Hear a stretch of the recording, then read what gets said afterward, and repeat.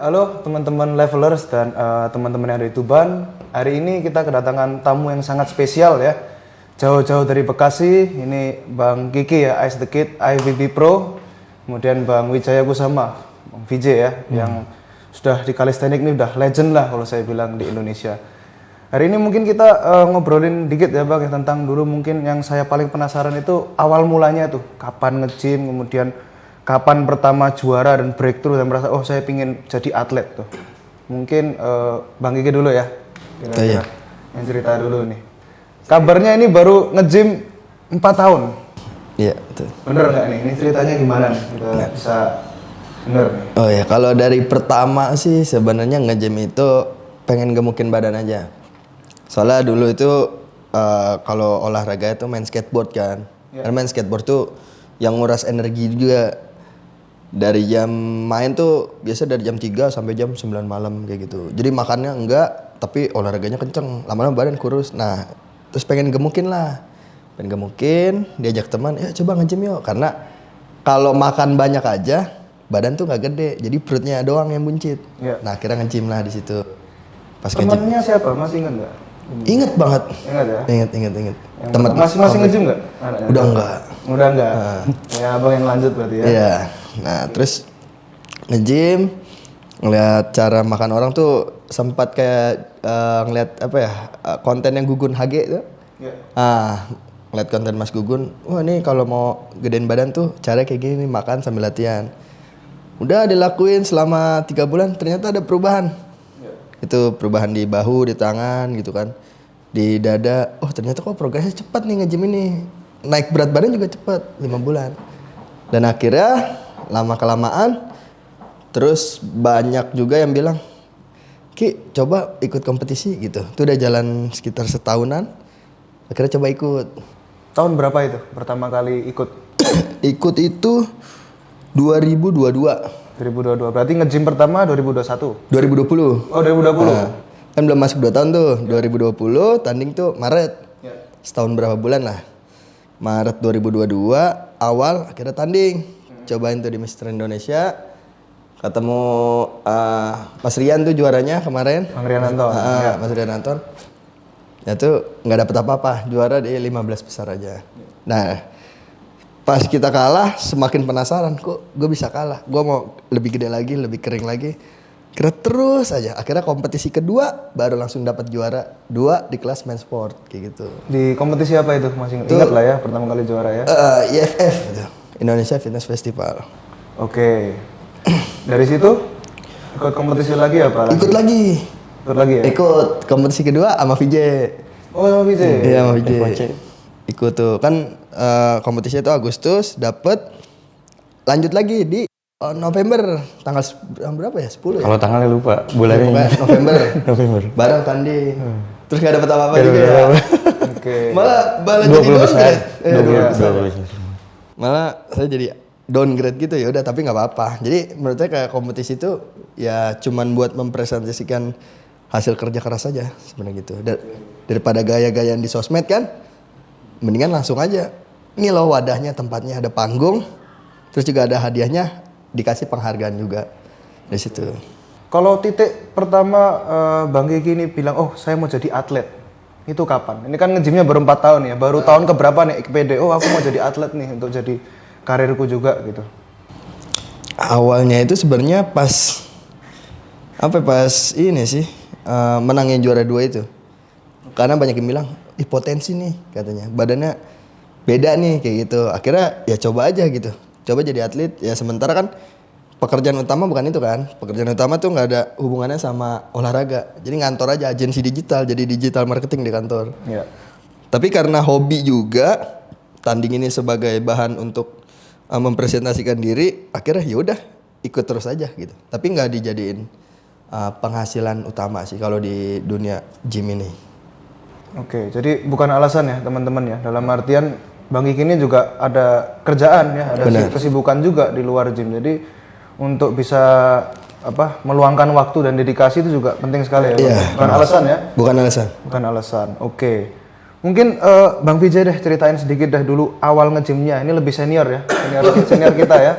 Awal mulai nge-gymnya kapan, kemudian ikut kompetisi. Kalau saya tahu kalistenik banyak sekali juara ya, Bang Vijay ya. Sebenarnya aku awal nge-gym tuh 2009. Jadi nge-gym dulu, nggak kalistenik. Oh, nge-gym dulu? Iya, aku emang dari awal nge-gym memang motivasiku dari kecil pengen jadi binaraga. Oh, dari kecil? Dari kecil udah pengen jadi binaraga? Oke. Dari 2009 mulai nge-gym, 2010 udah ikut tanding, body contest tapi. Body contest nggak pernah menang sampai 2014 baru pindah ke kalistenik. Karena frustasi nggak pernah menang tuh. Iya. Nah, terus pindah ke kalistenik. Alhamdulillah ternyata rezekinya di situ. Terus ketemu Kiki, pindah lagi bodybuilding. Sebenarnya awalnya ketemu Kiki itu bukan untuk niat bodybuilding. Untuk street lifting, untuk tanding di kalistenik juga. Oh. Tapi ternyata Kiki ngasut terus kan.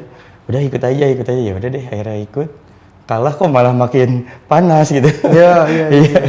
Saya Malah juga ngerasain sih Bang, main tanding di EIC justru nggak dapat medali malah semangatnya luar biasa gitu loh. Tahun ini saya juga tanding. Nah kalau yang dulu Bang Vijay yang 4 tahun dibilang nggak pernah menang itu apakah sudah pola makannya sudah bener, latihannya sudah bener, apa waktu itu belum maksimal? Aku rasa ngaco sih makanya ngaco karena nggak ada coach kan, nggak ada coach juga, wawasanku juga masih minim banget. Terus ya nggak ada yang nggak ada yang ngarahin lah gitu. Kalau sekarang kan Kiki juga ngarahin aku banget kan, mentor banget di bodybuilding ini. Jadi kayak makan, latihan itu diaturin juga sama dia gitu. Semuanya lah. Jadi lebih enak lah kalau ada yang ngaturin kayak gitu sih. Kalau Bang Kikinya nggak kalistenik berarti ya? Kiki nggak Main-mainan aja ya? Main. Tapi entah kenapa orang-orang banyak yang ngira Kiki kalistenik juga ya. Satu tim ada Bang Vijay pasti kiranya satu orang satu geng kalistenik kan? Makanya anak kalistenik banyak juga yang kenal gitu. Karena ya mainnya juga sama anak kalistenik juga. Makanya disangka anak kalistenik. Sama kebetulan teman-temanku yang di kalistenik kan pindah ke bodybuilding juga sebagian. Itu di coachinnya juga sama Kiki gitu. Gitu sih. Kalau kalistenik sendiri waktu itu ada yang ngajarin nggak waktu awal mula? Sekarang kan Bang Vijay kan terkenal banget ya sebagai kalistenik tuh wajahnya di Indonesia Bang Vijay lah ya. Bapaknya lah ibaratnya. Kita bisa setuju lah ya. Awal mulanya tuh belajar sendiri kah apa lihat YouTube dari luar teknik-tekniknya terus sampai bisa juara-juara itu ceritanya gimana? Bang Kalau yang ngajarin Mas Oto sih. Mas Oto. Mas Otodidak. Oh, otodidak. Nggak ada yang ngajarin. Cuman yang ngarahin untuk ikut kompetisinya ada. Ya. Ada yang dulu ada presiden kalistenik lah disebutnya. Bukan presiden kali ya, founder asosiasinya lah, dia ngarahin ikut di sini kayak gitu. Ya. Kayak gitu doang sih. Pertama tanding kalistenik 2014 sih, baru sebulan kalistenik udah tanding nih nekat gitu. Dari dulu berarti gitu ya? Belum body contest? Iya. Kompetisi gitu ya? Modal nekat doang. Jadi jiwa kompetisinya sangat tinggi ya dari dulu. Iya, aku emang kalau Bang Vijay ya. Oke. Nah dulu pertama kali juara kalau kalisteniknya kapan? Itu kan waktu pertama 2014 ya tadi ya? Juaranya di 2015, 6 bulan setelah latihan itulah. Oh setelah latihan. Iya, malah juaranya aku nggak di nasional sini. Kan aku waktu itu ikut di Tangerang ya, kompetisi nasionalnya di Indonesia. Nah, aku coba ikut nasionalnya di Malaysia malah dapet di situ. Oh gitu. Malah dapet di sana. Untuk Bang Vijay sendiri kategorinya apa yang dipertandingkan kalau buat kalisteniknya itu? Aku ikut semuanya mas. Jadi kalau tanding itu aku nggak pernah ikut satu kategori di kalistenik. Jadi max reps aku ikut, freestyle-nya juga ikut gitu. Dalam sehari tuh jadi 2 kali tanding gitu. Padahal kan harusnya satu-satu ya. Simpan tenaga gitu ya. Iya. Karena zamannya itu kan nggak ada lagi orang yang bisa tanding gitu. Jadi ya kebetulan ya udahlah sekalian wakilin juga. Itu aja sih. Kalistenik ya. Oke. Mungkin saya mau tanya ini ya karena dua-duanya sama-sama atlet ya. Kalau suka dukanya apa sih kalau jadi atlet itu? Mungkin bisa disampaikan ke teman-teman lah. Happy-nya apa, nggak happy-nya apa deh itu kira-kira. Bang Kiki coba. Apa suka dukanya? Apa suka semua happy terus gitu, nggak ada dukanya? Sukanya sedikit. Oke. Sebenarnya kalau di bodybuilding ya sebagai atlet ya, ya suka dukanya kalau sukanya sih ya kalau dapat medali ya. Tapi ya gak sukanya lebih banyak juga.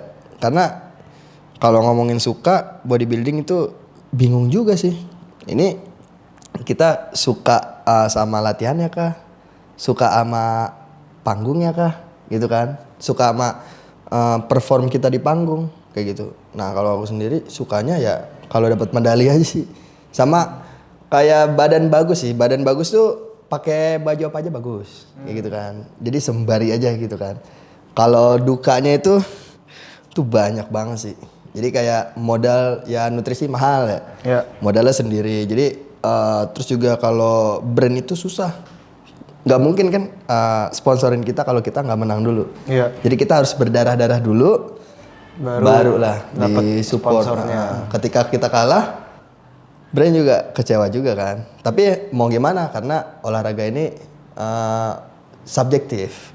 Benar. Selera juri lah. Benar. Juri pengennya yang kayak gimana. Kita kan nggak tahu. Kita cuma bisa maksimalin kondisi kita. Udah itu aja sih.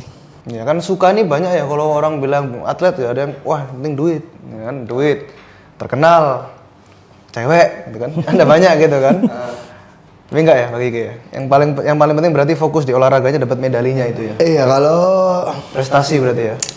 iya sih prestasi sih. Sebenarnya lebih kayak kalau buat tahu sendiri kalau jadi atlet ini suatu kebanggaannya ketika kita bisa membantah perspektif orang lah tentang kayak kalau sibuk kerja nggak bisa nih jadi atlet.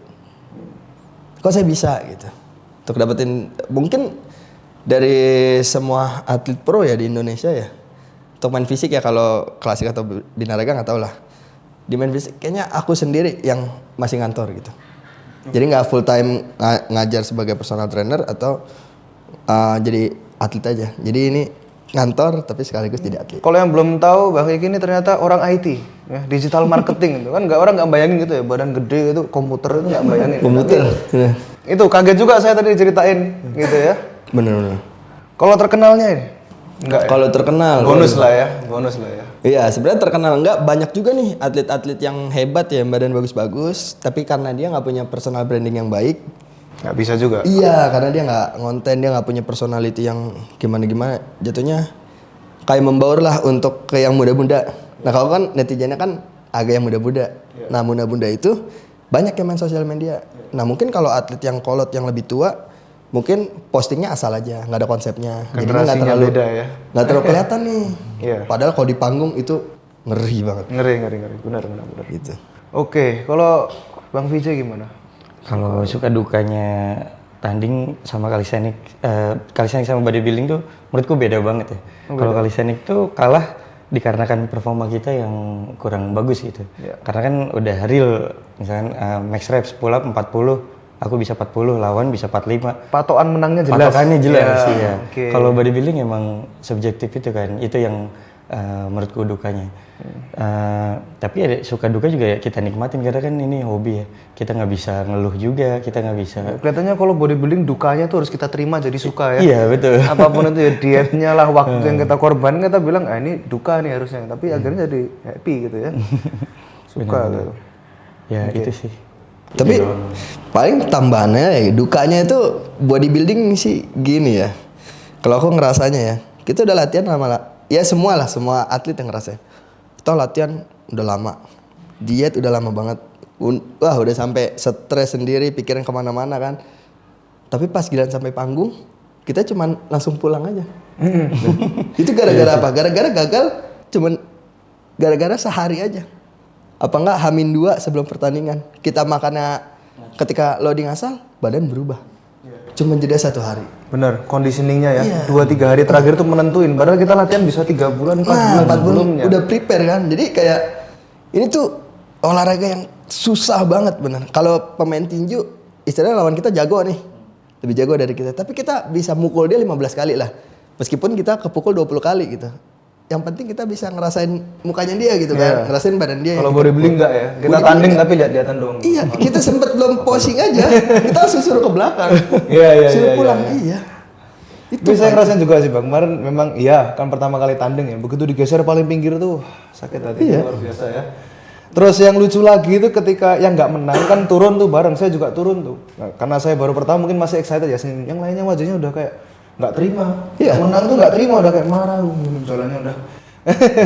Itu kerasa banget dan aku juga ngerasain sih kita latihan berat ketika nggak dapet hasil ya seperti itu. Cuma kalau buat saya pribadi, saya masih pingin ya, mungkin karena pertama kali ya sama kayak Bang Kiki dulu pertama nggak dapet malah pingin gas terus gitu. Oke. Kalau pencapaian yang terbaik lah untuk yang pernah dilewatin untuk Bang Kiki sama Bang, mungkin pernah juara apa yang benar-benar berkesan gitu? Yang kompetisi mana? Kalau Bang Kiki udah tahu kayaknya aku. Iya. Kemarin ya. Kemarin. Sama yang kompetisi kedua sih. Kompetisi kedua itu sebenarnya ya Yang pertama mana dulu Mas biar teman-teman tahu. yang pertama tuh Mister Indonesia. Iya.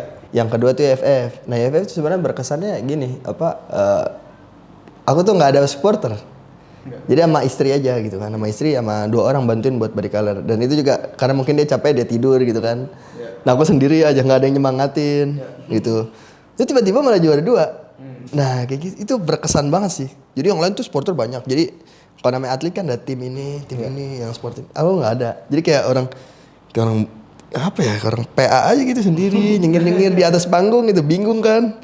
Posing kayak gimana gitu. Kalau yang paling ini juga di Thailand sih kemana sih? Thailand ya? Yang nggak nyangka kayak Karena mimpi aja. ceritanya gimana? Kasih dikit dong. Nggak expect kan pertama atau gimana? Apa sudah ada ekspektasi, wah aku juara nih dapat pro card atau belum? Nggak ada sih awal sih. Nggak ada ya? nggak ada ekspektasi juara tuh nggak ada sebenarnya. Kayak ini apa sih orang sebenarnya tuh dari kemarin kan ikutnya Raga Vaganza dulu tuh bulan November kan, sekitar tanggal 16 aja ya. 16 baru akhirnya ya dadakan aja Thailand ada pro ikut akhirnya ya kan, ada brand juga yang bantu akhirnya berangkat ke situ. Tadinya tuh niatnya bukan ke Thailand malah EIC tadi. niatnya EIC. Oh sama saya dong. Iya. Niatnya tuh EIC malah. Iya. Thailand ya udahlah yang penting mikirnya dapat aja nih, dapat medali lah, juara 5 gitu, juara 4 gitu kan. Nggak apa-apa lah di kelas opennya. Malah lanjut terus gitu menang. Dia tuh badan itu paling kecil sendiri. Ya ketemu yang lain tuh kayak banteng. Gede-gede, tapi ya nggak tahu ya selera juri ya. Apa sayanya gimana ya, senyumnya terlalu lebar jadi dia senang sama senyum saya kan nggak tahu. Kalau saya pribadi lihat kemarin kondisinya bagus banget sih. Bagus banget kemarin Bang Kiki. Asli. Ya sampai chest straighted ya, keluar semua waktu itu dibandingin yang lain kondisinya pas banget kemarin. Itu perasaannya gimana tuh waktu kan nggak nyangka nih tiba-tiba dipanggil juara, waktu itu perasaannya gimana? Ya kayak orang bingung aja nih. Makanya bingung. Lah, Kadang gitu ya, ketika kita nggak set ekspektasi tinggi, tiba-tiba malah dapet tuh malah karena pas di EC kemarin, yang tahun kemarin tuh banyak yang ngejagoin. Gitu, banyak yang tag. Semoga juara. Jadi kayak beban berat, gue harus menang nih, gue harus menang. Nah ketika kita nggak ada yang jagoin, kita nggak ada yang tahu nih. Wah ternyata dia tanding di sini nih.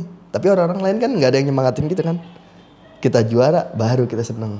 Gitu. Kalau disemangatin, ada yang ini kayak naruh harapan aja gitu. Naruh harapan kan, aduh kalau kalah tuh, aduh. Makanya kemarin pas EC, kayak sindromnya langsung, mental sindromnya jatuh banget kayaknya. Buka sosial media 3 hari aja nggak buka. Ini jujur ya, saya juga sebetulnya baru lihat Bang Kiki itu baru sekitar Desember. Setelah saya tanding, saya lihat post-postnya orang muncul.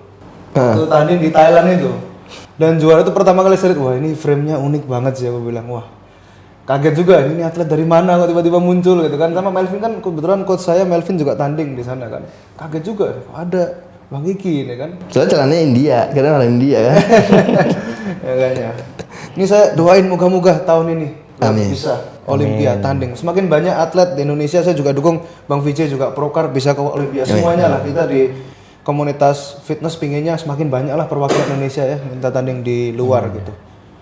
Oke, untuk Bang Vijay kira-kira yang paling berkesan, mungkin calisthenics-nya udah banyak ya juaranya ya. Ini nunggu Prokar nih udah lengkap nih trofi ya, kayak Real Madrid gitu ya. Gimana? Kalau Bang Vijay apa nih yang paling berkesan? Boleh beberapa kompetisi Bang, nggak apa-apa yang disebutkan aja. Yang di bodybuilding sih kalau paling berkesan EIC kemarin. Malah bodybuilding? Iya EIC. Karena kalau calisthenics kan aku tanding sendiri juga kan, kayak biaya sendiri dan lain-lain. Jadi kalau kalah menang ya udahlah gitu. Tapi kalau EIC ini nggak expect banget menang. Karena hamin seminggu dari EIC itu aku kalah jauh, 14 besar doang. Di mana itu sebelum? Itu di Bandung. Oh di Bandung. Di Bandung ya, dianterin juga sama Kiki. Nah pas EIC itu aku loading ngasal, makan udah nggak jelas kayak udah apalagi nilai betis kan, aku dengar nilai betisku paling kecil gitu kan. Udahlah Ki, tanding aja nggak bawa apa-apa, kayak bawa alat pumping enggak, aku pakai sendal, nggak bawa baju ganti, pokoknya kayak males-malesan lah tanding. Taunya Pak, tapi sih selalu nyemangatin biar akunya nggak down kan.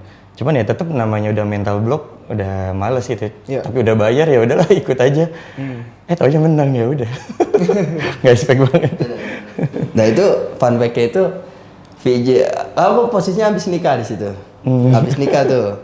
Dia tanding tuh pertama Komodo di Bandung. Komodo Squad tuh. Aku tanding, aku nikah, besoknya VJ tanding. Iya, Enggak bulan madu, langsung nikah. Minggu, hari Sabtu nikah, minggunya langsung berangkat ke Bandung pagi-pagi. Iya. Gitu. Berarti udah jadi kayak temen ya. Dulu katanya nggak punya tim, ini juga dengan support, sekarang malah jadi keluarga. Iya, jadi keluarga. Karena sama-sama ngerasain direndahin orang gitu. Oke. Timnya namanya Underdog. Underdog ya. Berapa atlet di sana sekarang total? Berapa ya? Banyak sih. Banyak lumayan. Aku, Kiki, Arlen, Hadi, Iya, Dwi. Yoga, banyak lah ada 10 lah. 10. 10 ya. Masih mau tanding-tanding terus nih. Tahun ini ada rencana nih kira-kira? Tahun ini ada. Kalian tanya nih rencananya nih tahun ini pada rencananya gimana nih, mau tanding di mana? Masih belum tahu targetnya lah. Bang Gigi nih targetnya nih.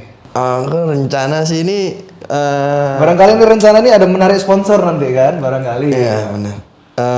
Rencana sih akhir tahun ini. Cari event buat pro show. Meskipun ya nggak tahu juga kan, ngeri juga pro show kan. Kalau pro show kan nanti atlet Olimpia kan buat nyari tiket lagi kan harus ikut pro show lagi. Nah itu ngerinya ketemu lah atlet-atlet itu tuh. Jadi ketemu Thanos kayak gitu-gitu kan. Joshi itu ngeri itu.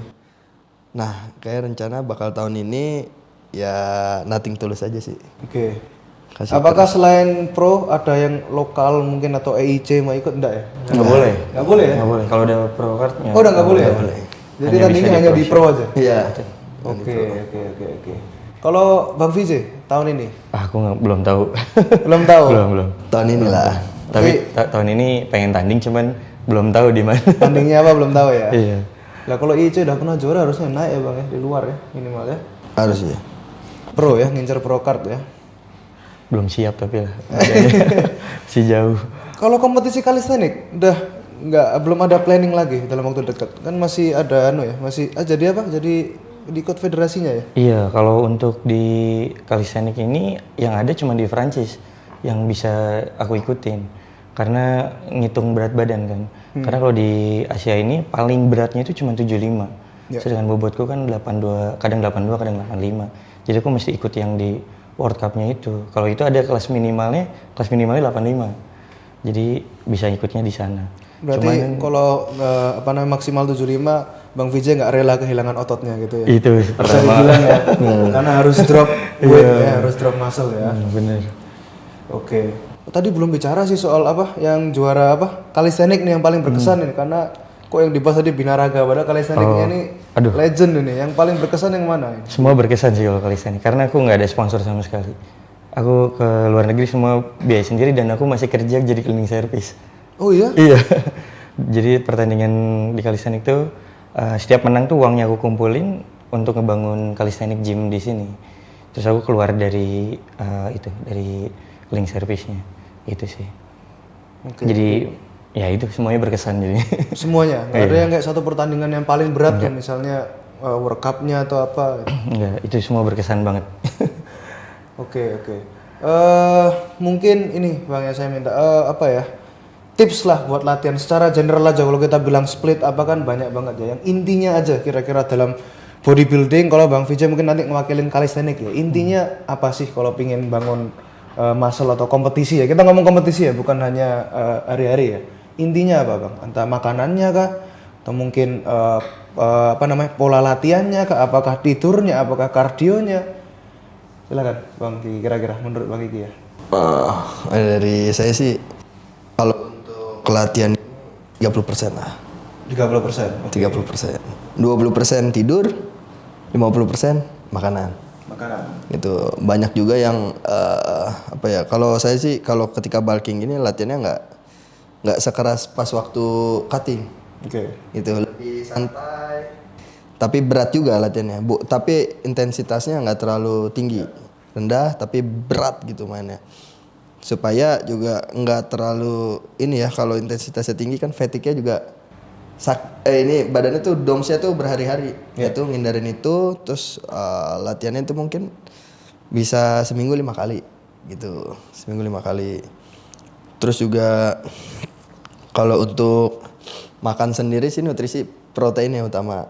Kalau saya kan susah gitu ya untuk gede gitu, gemuk susah. Nafsu makan juga susah sih sebenarnya sih. Nggak kayak atlet-atlet lain. Nah itu ngejar kalorinya biasanya dari lemak sih. Tuh. Kan itu cara aku buat gain muscle sama nambah berat badan tuh dari lemak baik. Kalau dari karbo aku kurang nafsu makan itu di karbo. Jadi kayak nasi nggak terlalu banyak lah. Terus juga tidur. Kalau tidur aku terlalu malam sih kadang, masih bandel. Tidur. Nah, Tapi pentingnya porsi pentingnya ini 20% ya tidur ya. iya, Cukup kalau tinggi ya. kalau buat restnya aku, ya.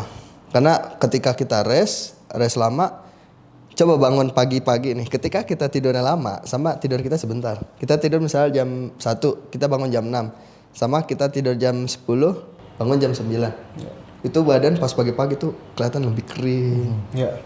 Pencernaan tuh kayak lebih baik gitu. Iya, Itu ngerasanya kayak gitu aja sih. Iya. Mungkin kalau teman-teman kan biasanya makanan ini agak kurang memahami juga ya seberapa pentingnya makanan di bodybuilding. Banyak orang kan selalu ngomong, wah badanku ini kecil, makan banyak gak gede-gede. Saya selalu tanya berapa banyak gitu. Kamu hitung kalorinya enggak? Benar. Karena banyaknya dia sama banyaknya kita mungkin beda gitu kan. Lihat abang makan aja beda gitu kan. Jadi makanan penting sekali lah ya. Kalau saya bilang juga pengertian juga pemahamannya lah ya, apa yang kita makan penting banget ya. Benar. Jadi kalau buat Bang Kiki mungkin strong point-nya itu ya, binaraga makanan harus makan. banget ya. Jadi kemakan tuh sebuah apa ya, pekerjaan lah. Buat binaraga. Iya, pekerjaan. Jadi kalau buat orang tuh kayak makan itu untuk melepas lapar aja. Iya. Ya kan? Ketika kita lapar kita makan, orang biasa kan. Tapi ketika jadi binaraga, makan itu kayak kerjaan kita. Kita harus makan gitu. Bedanya kayak gitu sih. Oke. Kalau Bang Vijay deh kira-kira untuk kalistenik nih, ini wakilin kalistenik ya. Kira-kira kuncinya apa supaya bisa juara? Apakah makan, apakah memang training? Kalau kalistenik saya bayangannya training sih ya. Iya, latihan bener-bener repetisi, gimana kita bisa makin lama badan makin enteng, makin nguasain gerakan itu. Bener ya Bang Betul. Vijay? Jadi kalau calisthenics itu bukan beda banget sama bodybuilding. Ya. Kalau calisthenics makan banyak juga sebenarnya percuma sih karena rata-rata anak calisthenics itu nggak bisa nafsu makannya nggak kayak orang-orang binaraga lah ya. Ya. Karena emang dia kebanyakan nggak mau badannya besar, dikarenakan badannya besar tuh tidak diuntungkan. Jadi semakin badannya kecil semakin diuntungkan gitu, semakin ringan badannya untuk ngelakuin gerakan skillnya gitu. Jadi menurutku kalau pengen jago terus jadi juara kan. Iya. Yang juara pasti jago lah. Itu di latihannya sih, nggak bisa sehari latihan sekali. Jadi sehari itu 2 kali, 3 kali latihannya kayak gitu. Kalau latihan dalam seminggu nih, latihan paling kerasnya Bang Vijay dalam persiapan kompetisi itu bisa tiap hari kah? Kalau calisthenics full tiap hari. Tiap hari? Full tiap hari, nggak ada rest, sehari bisa 2 kali, 3 kali. Terus recovery back-nya dari mana? Kita nggak boleh sampai failure banget gitu. Kayak misalkan aku pull up, failure-nya misalkan di 50 repetisi. Aku di 30 tuh udah stop. Jadi nggak butuh recovery yang bagus kan. Jadi badannya nggak butuh recovery. Jadi pemahamannya kalau gym biasanya kan kita pinginnya max repetition ya, sampai bener-bener sampai maksimal lah ya. Yeah, train to failure gitu kan. Kalau di calisthenics berarti settle gitu. Betul. 12 ya 12 aja. Betul. Jangan lebih gitu ya. Jangan lebih. Nggak bisa dipaksain terus. Karena pain-nya juga tinggi. Gimana caranya kita ngindarin pain-nya itu sih? Kayak misalkan handstand tiap hari atau sehari 3 kali, suka ada pain di sini. Yeah. Nah kita ngindarin adanya sakitnya itu. Karena pas di kompetisi itu beda banget. Kalau kita latihan kan bisa istirahat gitu kan. Kalau kompetisi kan 3 menit itu kita bener-bener perform, bener-bener gerak terus, itu sih bedanya. Berarti dulu transisinya Bang Vijay ke binaraga ini juga butuh banyak penyesuaian berarti ya, dari pola makan, latihan, dari ketemu Bang Kiki ya baru masuk ya bodybuilding ya. Iya, jadi kaget sih kan biasanya makan ngaco. Latihannya juga lebih lama gitu, Iya. latihannya juga lebih di cut gitu ya. Terus ya ngerubah-rubah metode latihan juga yang biasanya latihan ini itu jadi berubah gitu. Karena kan Kiki juga ngasih taunya harus gain di bahu, harus develop bahunya. Sedangkan di calisthenics latihan bahu susah kan. Nah itu dia. Iya. Jadi waktu dulu calisthenics waktu ngelatih weak point-nya gimana? Ya pakai alat tetap. Pakai dumbbell tetap. Oh tetap. Jadi, jadi tetap calisthenics dulu, habis itu main dumbbell gitu. Nyari yang weak point-nya. Oke. Mungkin terakhir ini aja deh, pesan-pesan deh ke teman-teman yang ada di Tuban, kira-kira apa nih pesannya nih? Buat nggak harus kompetisi ya, nggak harus kompetisi, maksudnya dalam arti hidup sehat, olahraga, itu kan semua terinspirasi, nggak semata-mata semua pengen kompetisi. Ada yang pingin cuma badan kayak Bang Kiki ya, tapi atau badan kayak Bang Vijay, tapi ya udah di foto-foto aja, bukan kompetisi gitu kan. Kira-kira pesan-pesannya apa nih, terutama buat anak-anak muda ya, yang tadi kita ketemu ya, meet and greet, banyak sekali yang semangat sebetulnya ya. Kira-kira pesannya apa, Bang Kiki? Pesan dari saya sih ini ya, apa, kalau untuk anak muda Tuban ini supaya gym ini untuk meluapkan emosi lah. Emosi ya? Nah, emosi yang muda-muda kan masih Menggebu-gebu. Iya, menggebu. Jadi emosinya nih diredamnya di gym aja. Jadi emosinya emosi nggak Tuban.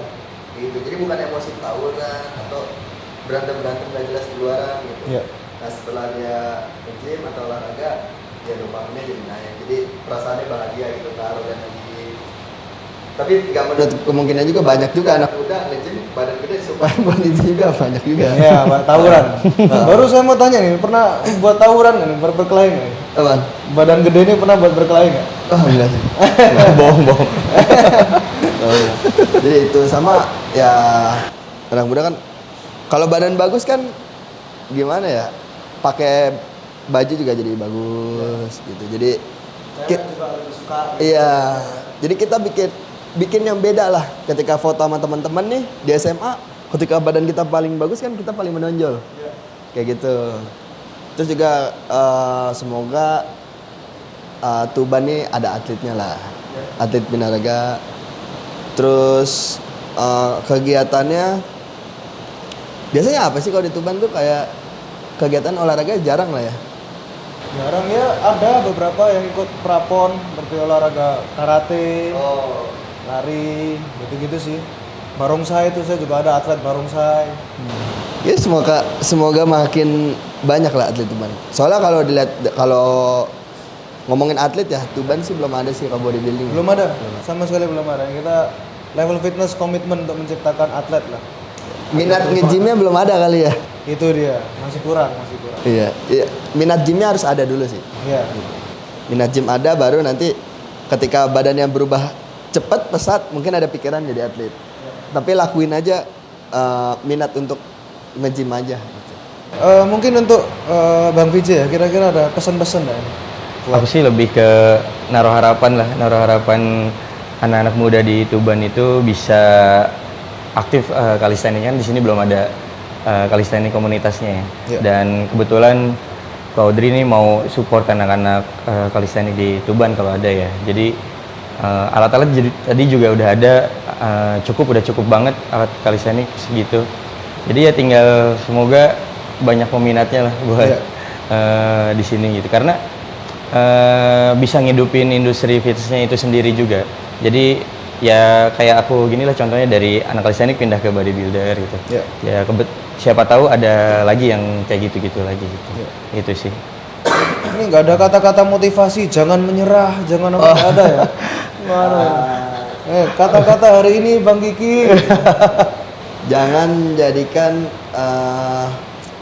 apa ya? Pokoknya buatlah olahraga ini sebagai kebutuhan gitu. Jadi jangan sempatkan waktu untuk berolahraga, tapi harus berolahraga kayak gitu. Karena ya kita udah kerja kan nggak terlalu capek-capek banget ya. Ya masih bisa lah untuk olahraga. Sempatin aja setengah jam atau 1 jam buat olahraga.